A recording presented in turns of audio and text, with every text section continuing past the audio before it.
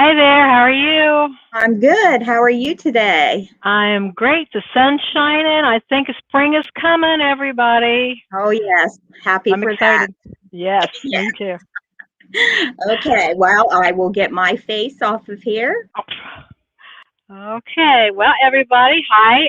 It's Miss Johnna back again. This today is our last kids class of the series, and we are going to be making some pretty good stuff. We're going to make a healthy hot chocolate with real cocoa. So if you guys have never used real cocoa for anything before, you're going to get to experience that.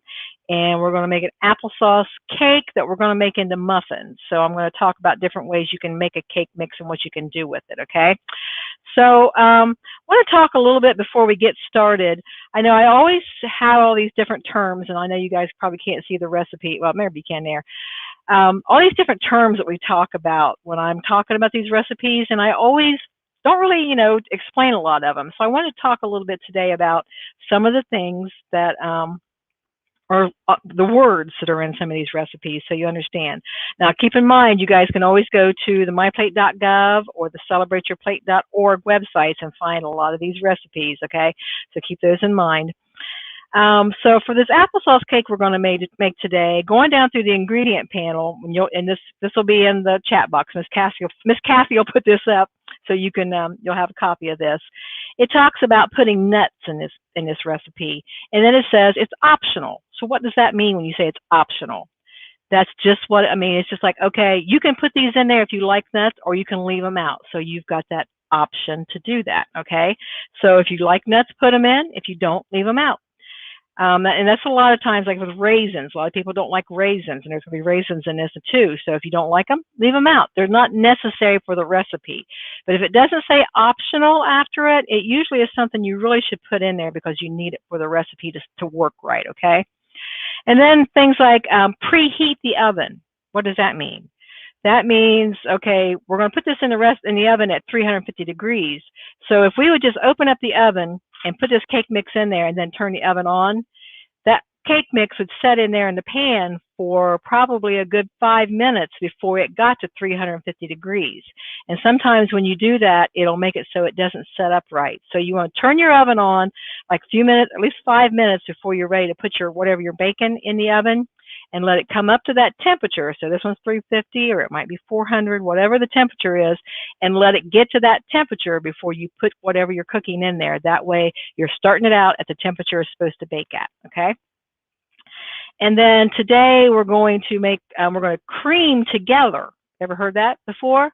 That means we're going to use a little appliance today. We're going to use an electric mixer. You guys are getting a little more advanced, and I'm thinking maybe the adults in your life might let you use their hand mixer with a little bit of supervision, so I'm going to talk about that today. So you're going to take that hand mixer, and we're going to cream together. There's some butter and some applesauce and some sugar and an egg. And when you cream something together, that means you're going to mix it together until it gets like almost like a consistency like a smooth peanut butter. That's a creamy type thing. So that's what it means when you're going to cream something together in the recipe. And then talking about put it in an 8 by 8 inch pan. How do we know how big the pan is? So if you've got a pan, a lot of them, and you probably can't see it, but on the bottom of this pan, I know you can't see it, in little raised numbers on here, it says that this pan is 8 times with X by 8. That means it's 8 inches this way and it's 8 inches this way, okay?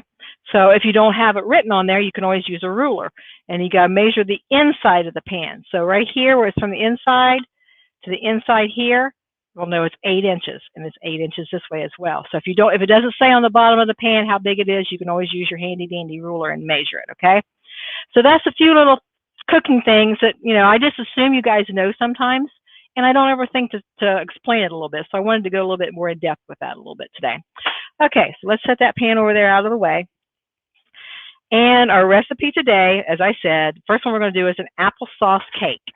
And our ingredients are going to be, let me get the camera turned around here. Okay, so you can see there, we've got some butter, which I've already got in the bowl there, and we've got an egg, we've got some sugar here in the canister, we've got some baking soda, we've got some cinnamon, We've got just a little bit of salt. We got the flour back here in the big canister, and then we've got some unsweetened applesauce, okay? So that's what our ingredients are in this cake. So we're going to start off by mixing our butter. And instead of using a whole cup of butter like the recipe calls for, I'm trying to make this so it's not quite so heavy on the butter, because butter is something that's got that fat in it that we got to watch, right? So I've used a half a cup of butter and a half a cup of the applesauce to substitute half of that butter. That way we take some of the fat out of it. And then I've got one egg here that I'm going to crack. I'm going to put that in our bowl, okay? And then I'm going to put, it calls for a cup of sugar. Well, you know, this has got a lot of applesauce in it, and it's going to have some raisins, or I think I'm using cranberries in this today. So it's going to have a little bit of sugar anyway, so I'm going to cut that in half as well. So we cut some of that sugar out so it's not quite so sweet, because all that sugar is not good for our teeth. It's not good for a lot of things, okay? So I'm only going to use a half a cup of sugar. I'm going to put that in the bowl there with the butter and the eggs and the applesauce. Let me get this over out of the way. And then I'm going to use, and it's going to get a little noisy here, guys. I'm going to use my hand mixer here. And this is just, it's got the regular beaters on it. And I'm going to put this in the bowl. I'm going to get it down in there. And I'm going to turn it on slow and mix it together. Okay? And as I mix it, I'm going to turn it up a little bit more because I want this to cream together, remember?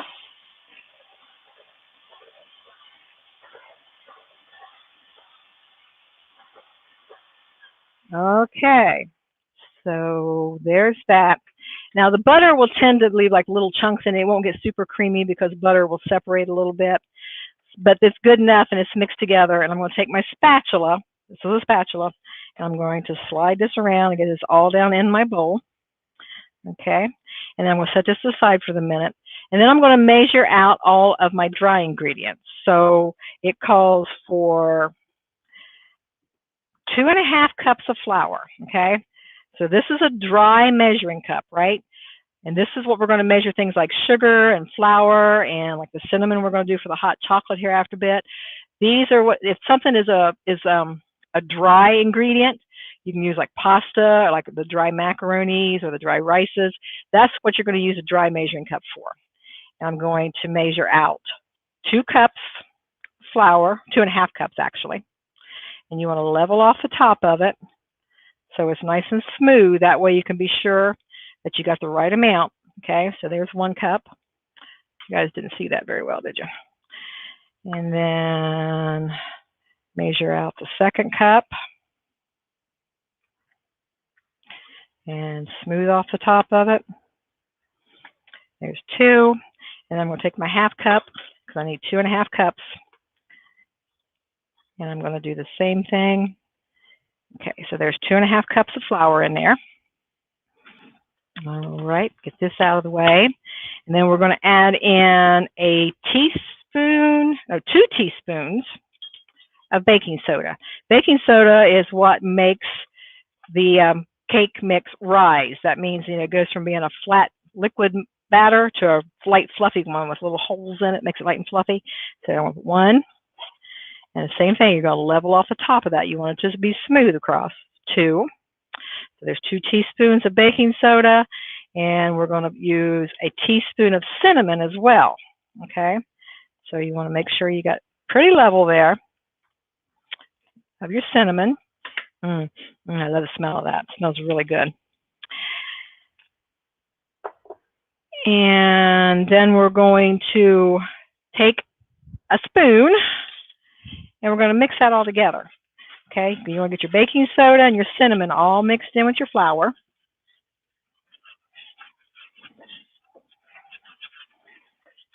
And it's going to turn that flour, making it kind of brown looking with that cinnamon in there, okay? All right. Oops.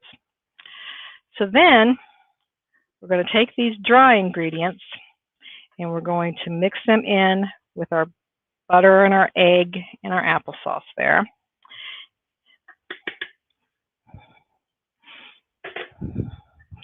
And we're going to just stir that around until everything is what they say, until it's just moist. That means you don't have to stir it like crazy. You just want to make sure that all the flour gets moistened up and it makes like a real thick batter here. Get all that loosened up or mixed up in there. Put the camera down just a little bit. And then next, we're going to take our applesauce and we're going to put in 1.5 cup applesauce. Now, we're going to use the liquid cup for that because applesauce is kind of a thin runny. You use a liquid cup for like water, milk, juices. And since applesauce has got that runny consistency, we're going to do the same thing. We're going to use a liquid cup for it, okay? Whoa, that was a quick one. And that stopped at exactly 1.5 cup, guys. That was amazing. All right, so I'm going to take my spatula and I'm going to stir this in here. I can't believe I did that. That stopped right dead on 1.5 cups. Then we're going to take our spatula and we're going to stir that around until we get a batter going on.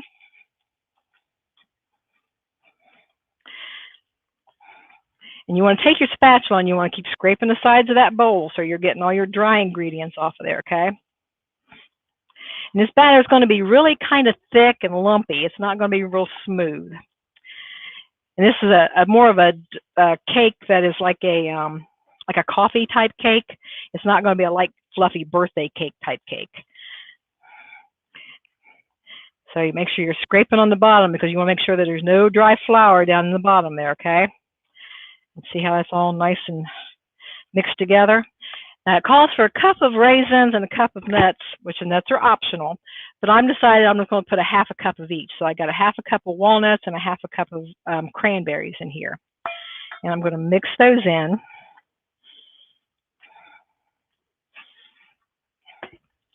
And that, guys, is your batter. Okay, see how quick that went together? Now you don't have to use an electric mixer. I actually made this morning. I'm going to show you the cake.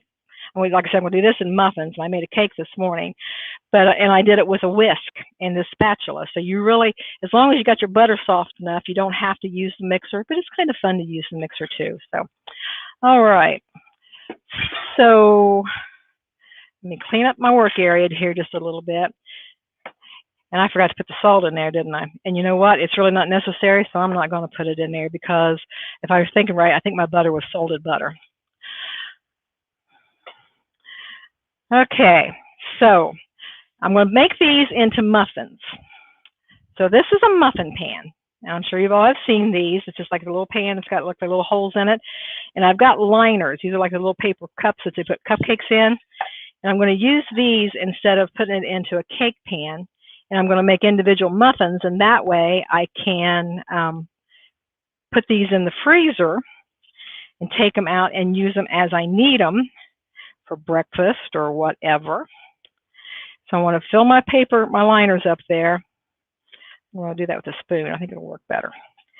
Until they're just, I might have got that one a little too full. Leave just a little bit from the top, okay? This is not going to rise up a lot. It's not, like I said, it's not like a big cake, like a birthday cake, but it will rise up some. Okay. And we'll just fill each one of these up. Now, the nice thing about using these cupcake liners is you don't have to put any oil or anything in your pan to keep it from sticking. And then they also make a nice handy thing to hang onto your muffin when you're eating it. You don't have to worry about getting, you know, crumbs all over the place because you can just keep it right in your little liner thing. And this will make a lot of muffins. I'm going to have this pan full plus another one. So, whoops, got that one a little full. And one good thing about it is I can always go back with my spoon and take a little bit of that out of there and put it over here with its neighbor. Not a problem.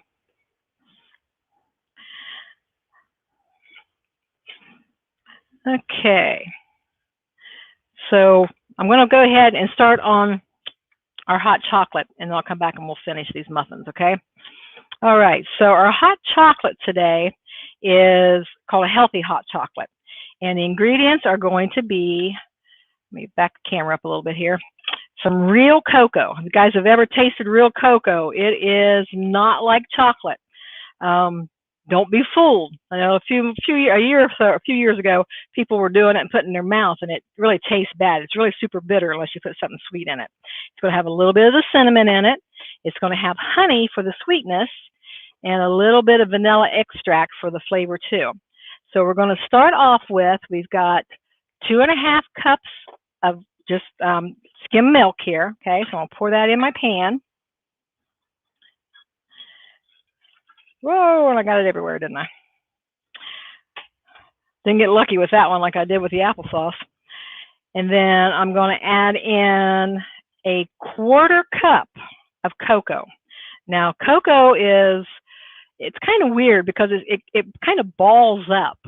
So you'll have these big chunks in it, but that's okay. Once it gets warm in the milk, they'll all kind of go away. So don't worry about that. They're 1/4 cup of cocoa. I'll stir that in there. And it's really weird too because it doesn't, you can see how it floats on top of that pan. It doesn't mix in right away. And then a 1/4 cup of honey I've already measured out here. So let me get that scraped out of there. Now, if you guys, I know you all have had the instant packets of the hot chocolate mix. This is way richer and way more chocolatey than what that stuff is. I always call that hot chocolate milk. This is an actual hot cocoa. So, but you do want to make sure you get all this honey in there because cocoa, as I said, by itself is pretty bitter. So if you don't have the sweetness of this honey in there, it's not going to taste very good. If you've ever eaten real bitter hot chocolate or dark chocolate, that's what it's going to taste like. And then we're going to put in a 1/4 teaspoon of cinnamon. Okay, so 1/4 teaspoon, see it there? And then a 1/4 teaspoon of our vanilla extract.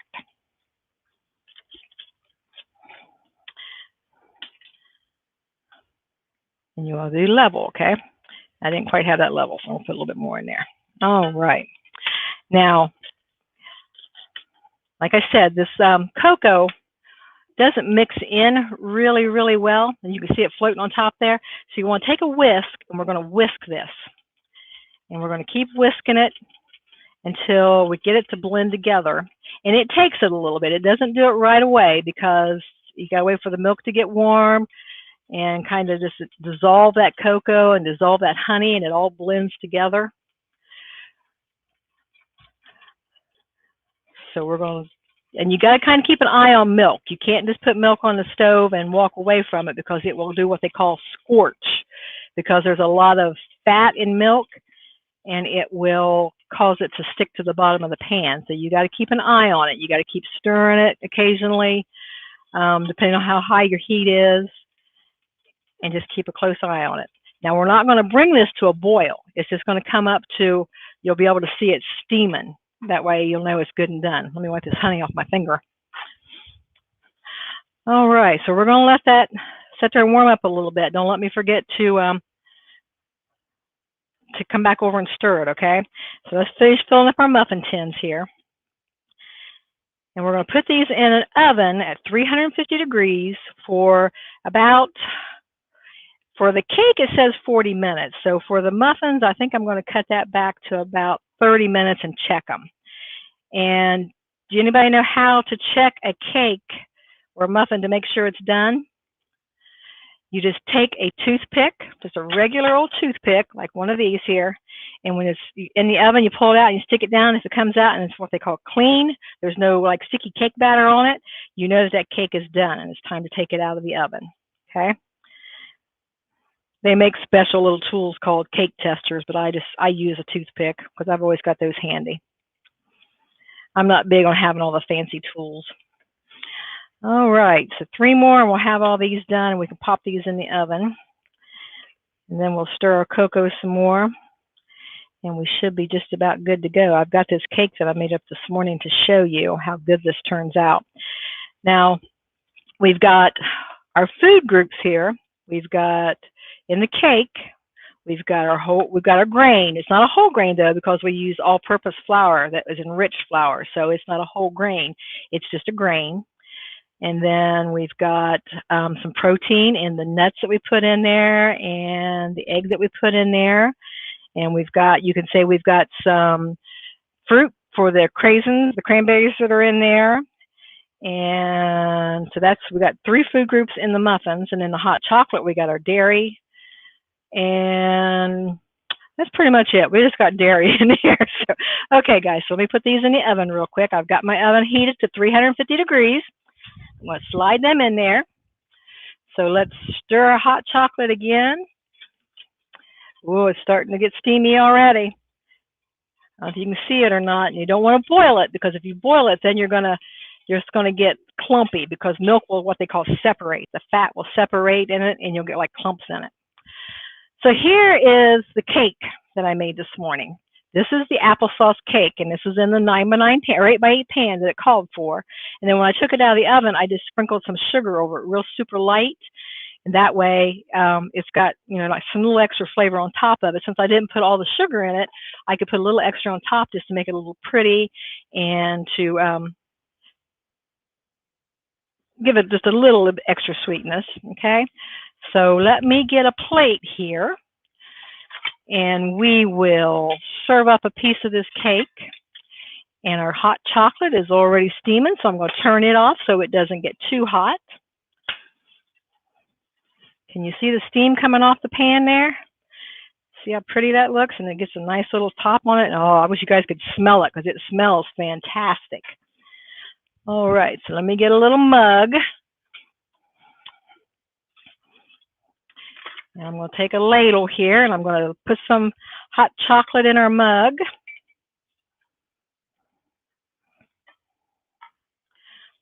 Now, we needed this last week when it was super hot, super cold outside, but today it's a little warmer, so it's not quite so bad. But there's our hot chocolate. And let me get a knife. We'll serve up a piece of this cake.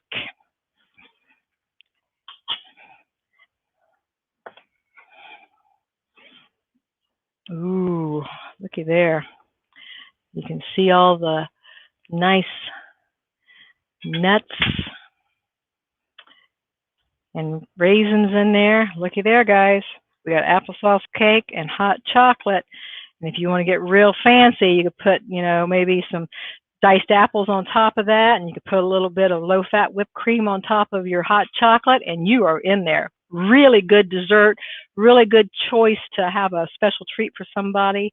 So there you go, guys.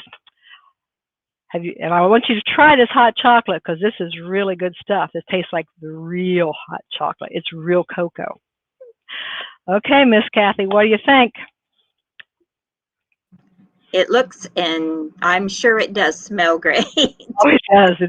It's just a little, it's almost like a dark chocolate, but it's not super bitter like dark chocolate. You can taste the cocoa, right. Just the perfect sweetness with that honey in there. So I think I was surprised when you said honey. Yeah. The idea behind honey is, I mean, you're still getting a lot of sugar in there, but it's the natural sugar. Right. And our body will process natural sugars a lot better. So, you know, if you have trouble with the processed sugars where they kind of make you feel hyper and jittery and you can't, the honey won't do that to you quite so much. Now, you have to be careful, though, because children under the age of actually under 2, but they recommend maybe sometimes 3 and 4. You should be careful with it, because there is some bacteria from honey, because it's made by bees. Right. It's bee spit. Oh yeah. So you gotta be careful giving it to kids, but it is real. I mean, it's good for us, especially if you get local honey, because then you're going to have all the pollens from around here. So if you got allergies in the summertime and you sneeze all the time, if you eat a little bit of honey, it'll help with that. So it's a good way to keep yourself healthy too. Yes. Well, that was a great recipe. I like it. I definitely am going to try it. I highly recommend it. I really do. So, okay. So I think we're taking next week off. I won't be here next week, but we'll be back the Tuesday after that. On what day is that? I think it's like the 6th, maybe the 8th. The 8th. Yeah. Yeah. So I'll be back then, and we're going to start all over again, and we're going to do a family series. So every week I'll be doing two recipes. One will be something that kids can help with, and one will be something that maybe the adults want to play around with a little bit too. So it's kind of the best of both worlds that way. Okay, yeah, that sounds fun. Okay. Well, I hope everybody has a good rest of the week. Enjoy the sunshine. Try Yes. not to get stuck in the mud. Yes, definitely. All right. All Well, right. you have a great week, and we'll see you in 2 weeks. All right. Take care. Okay. Thank All you. right. Bye-bye. Bye.